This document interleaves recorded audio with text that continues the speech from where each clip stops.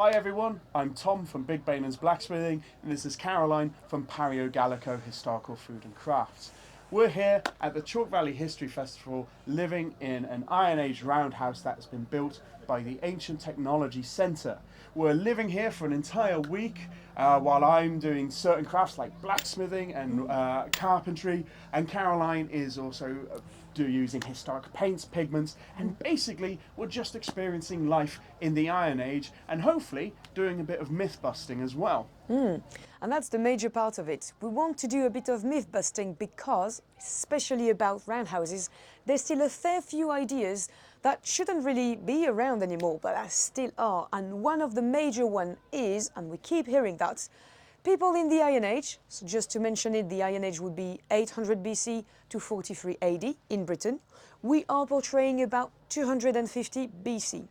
So these people really were pretty backwards, dirty, never washed, didn't have very good food, and lived in a house that was very uncomfortable. And weirdly, they say that there was a hole in the roof. That is not true at all, and that's what we want to show really with this reconstruction. Of course, there are a few shortcuts. We only had about a month and a half to work with the Ancient Technology Centre in Cranbourne, Dorset, to make the house. So the walls are really wattle, woven hazel, wattle and daub, but they should be completely smooth, then plastered, whitened and painted. Well, it would look very different and very beautiful, but we didn't have the time to do that. There should be a floor as well. Instead of having just beaten earth or grass here, you could have, well in here, Chalke Valley, beaten chalk.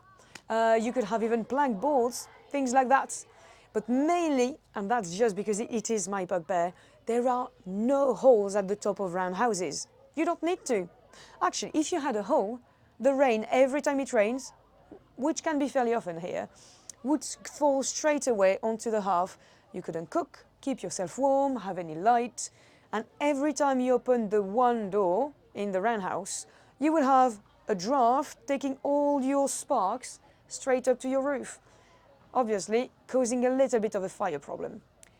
But we have been living in this house for about 6 days now. 6 days now. And it's fantastic, really cozy. I mean, at night, the bed is great, but it's mainly the fact that the house is made of earth. It could be cob, but wattle and daub is mainly clay, here sand and straw. Yeah, you could have a bit of animal dung in the wall. It's not necessary. Probably would have been the case at the time, but that's for another question. The point is, we want to show that a lot of ideas, concepts and materials from even 2,500 years ago could be used in modern construction for eco-building, eco-houses, for example. And the heat buffering properties of earth really makes this house particularly comfortable.